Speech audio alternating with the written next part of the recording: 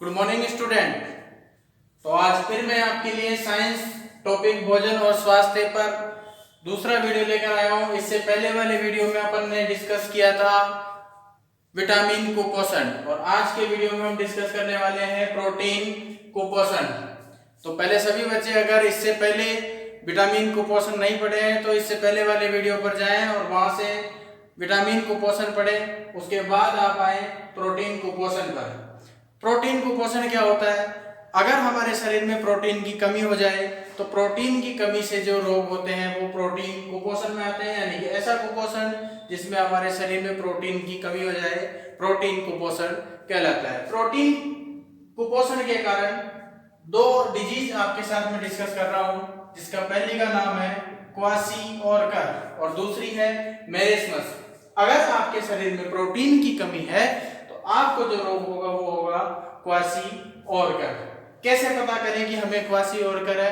तो बच्चों, इस रोग के लक्षण है आपका पूरा शरीर पतला रहेगा लेकिन केवल पेट फूल जाएगा। पूरा शरीर पतला रहेगा लेकिन केवल पेट फूल जाए। अगर पेट फूल कर बाहर आ जाए तो समझ जाना कि आप में प्रोटीन की कमी है। पेट फूलना इसका लक्षण है।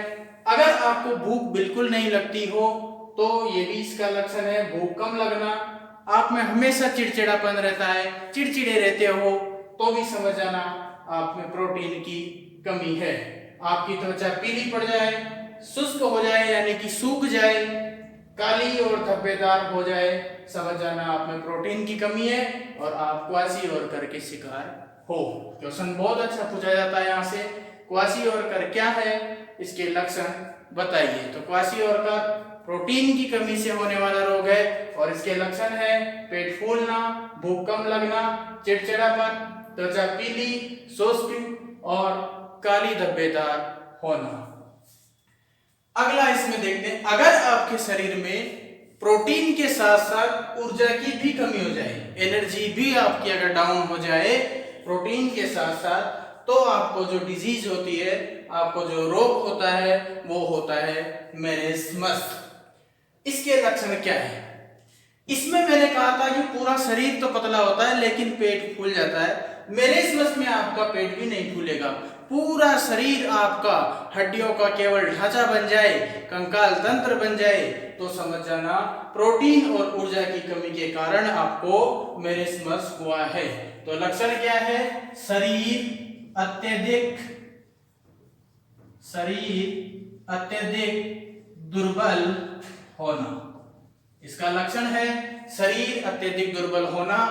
दूसरा इसका लक्षण है आपकी आंखें क्रांतिहीन होकर, आंखों की चमक बिल्कुल खत्म होकर आंखें अंदर धंस जाएगी, तो भी आप समझ जाना प्रोटीन के साथ साथ ऊर्जा की कमी से आपको मेरिस्मस हुआ है। तो दूसरा इसका जो लक्षण है वो क्या है? आंखों का क्रांतिहीन होकर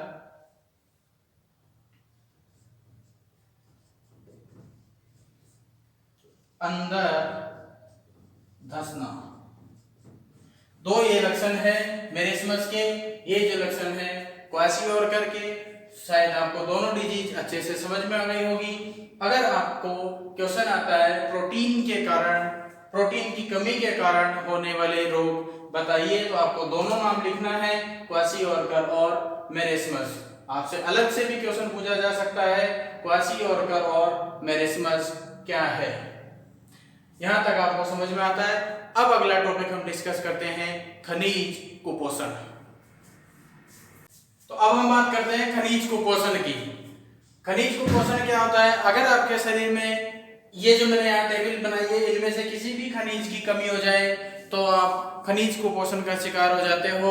आप में खनिज कुपोषण हो जाता है, उससे कौन कौन सी डिजीज होती है ये हम डिस्कस करेंगे। इससे पहले कि मैं आपसे खनिज कुपोषण के बारे में बात करूं, ये टेबल खनिज कुपोषण के तत्वों के नाम, उनके स्रोत और उनके क्या अपनी बॉडी में कार्य हैं, अपने शरीर में उनके क्या कार्य हैं, इस पर मैंने बनाई है। एक बार देखते हैं।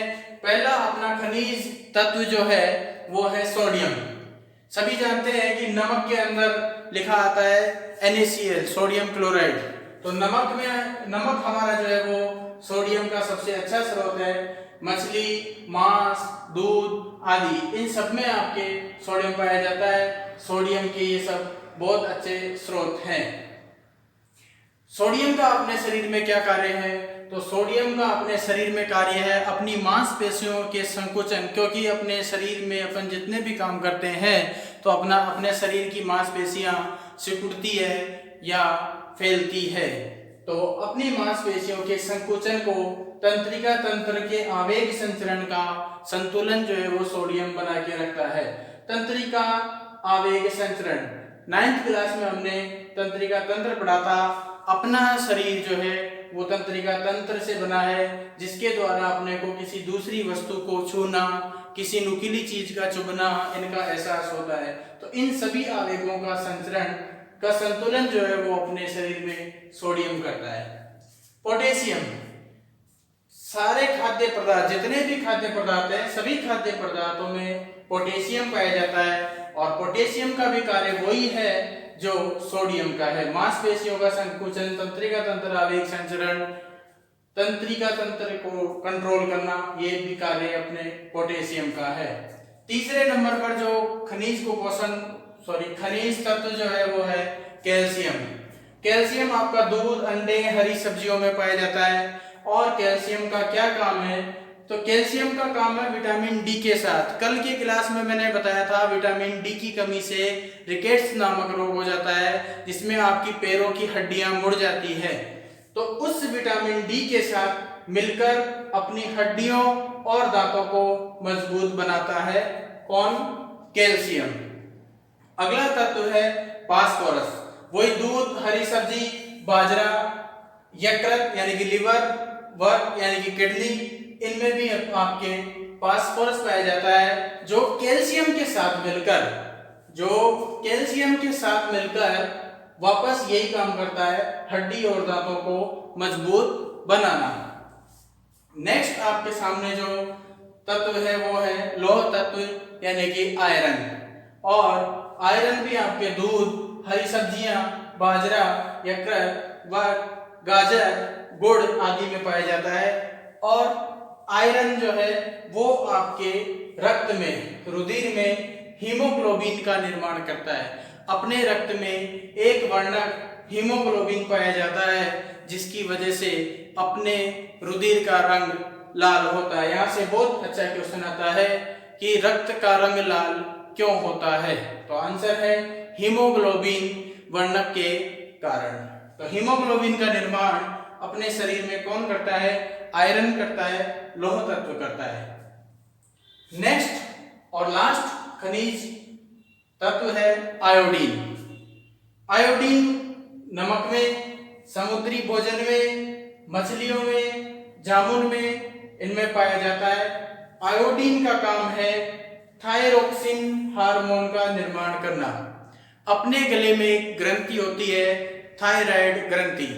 थायराइड ग्रंथि से थायरोक्सिन हार्मोन निकलता है, जिसका निर्माण जो है वो आयोडीन करता है और इसका कंट्रोल आयोडीन करता है। अब मैं आपको बताता हूं इनमें से किस खनिज तत्व की कमी होने से अपने शरीर में क्या होता है।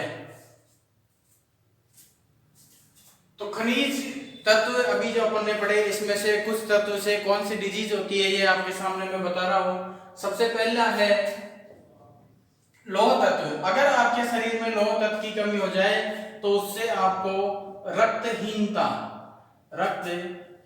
नामक रोग हो जाता है, यानी कि आपके शरीर में रक्त में कमी आ जाती है हीमोग्लोबिन की, जिसको रक्तहीनता कहते हैं। और रक्तहीनता नामक रोग हो जाने से आपका शरीर, यानी कि इसका लक्षण जो एक तरीके से हम डिस्कस करें, लक्षण हम की बात करें तो लक्षण इसका हो जाता है कि शरीर जो है वो पीला पड़ जाता है।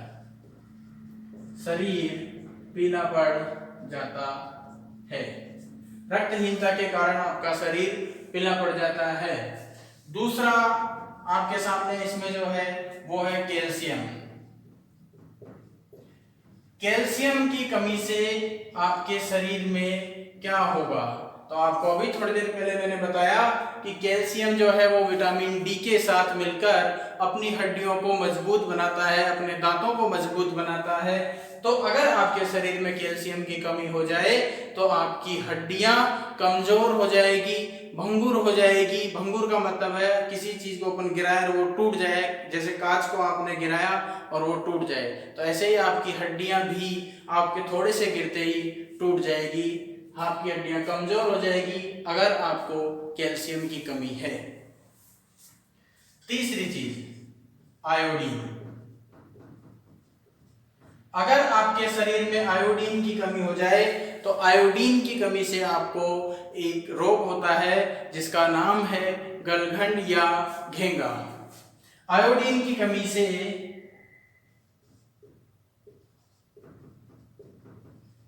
घेंगा या गलघंड नामक रोग हो जाता है, जिसमें आपका गला सूजकर बाहर आ जाता है, मानो आपने कोई हार पहना हो, उस तरीके से आपका गला सूजकर बाहर आ जाता है, आपको गलघंड या घेंगा नामक रोग हो जाता है। अगर आयोडीन की कमी हो, थायराइड ग्रंथि इससे प्रभावित होती है। थायराइड ग्रंथि से थायरोक्सिन हार्मोन निकलता है जिसका निर्माण शरीर में आयोडीन करता है। तो यहाँ पर खनिज कुपोषण की मैं बात पूरी करता हूँ और अब हम बात करेंगे पीने योग्य जल की।